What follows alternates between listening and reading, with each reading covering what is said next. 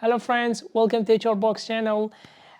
In this video, we are going to discuss the procedure that how to fire an employee and the tips to consider to fire an employee in a nice way. Friends, there are mainly two reasons when we fire an employee. The first could be due to the poor performance of an employee, and the second reason would be the misconduct. Poor performance means when an employee performance is below the expectation, means the objective and the goal that we set to an employee at the beginning of the year, then we see that the employee is not able to achieve that goal in a proper way. So we consider that as a poor performance. And misconduct can happen when an employee breaking the rules, when an employee is not respecting the rules, procedure, and policy of an organization.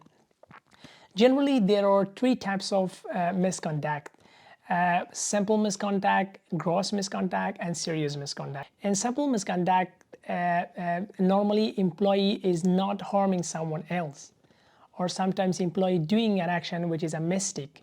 It's called simple misconduct. For an example, when an employee going to leave without informing their manager or without asking approval from their manager, it's called simple misconduct, because no one else is harming from that.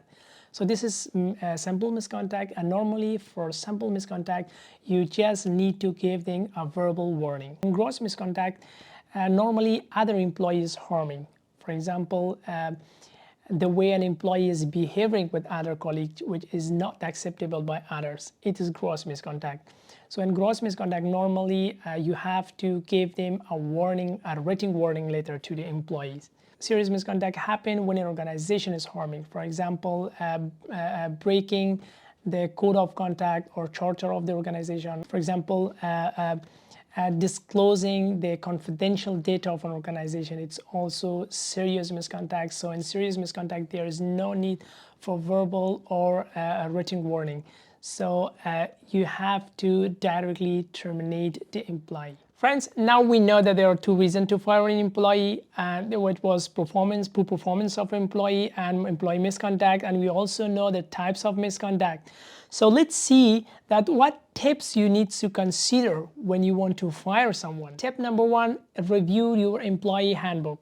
Friends, before taking even a single action, you must review your employee handbooks to know about the firing or about the termination rules and procedure which is in your organization. Whether it could be due to poor performance or whether it could be due to misconduct, you must read your employee handbook, because it depends on your organization. Some organization has a lot of forms you need to fill.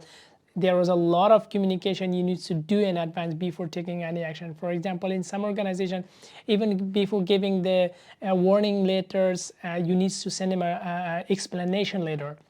So it depends on your policy, it depends on your organization policy and procedure. So that's why you need to review your employee handbook before taking any action. Tip number two, gathering evidence. Gathering evidence or collecting information is not possible until and unless you are not doing investigation. Who did the mistake? Why did the mistake? When did the mistake? And what was the reason the employee did a mistake? These four questions are very important. You need to find answer for this in order to find the evidence. Tip number three, following the law. Friends, it's very important. You must have enough information about the government law or about the labor law when you're deciding to fire someone, because sometimes firing an employee could be illegal. For example, when you see an employee, some employee has a poor performance but they have a disability, and you see that the reason why they have a poor performance is their disability. So in this case, if you want to fire them, then you're facing a very big problem. The government, beside that you wouldn't be able to fire an employee, your company or your organization will pay a huge penalty for that. So that's why I'm requesting you to review the government law before taking any action. Tip number four, set a face-to-face meeting. Friends, you already review your employee handbook and you know what is the rule to fire an employee, and you already review the government law or the labor law, and you know that how to deal with such a situation based on the country law. And number three, you get all the information, you have all the evidence, and you have answer for the questions that you need to have.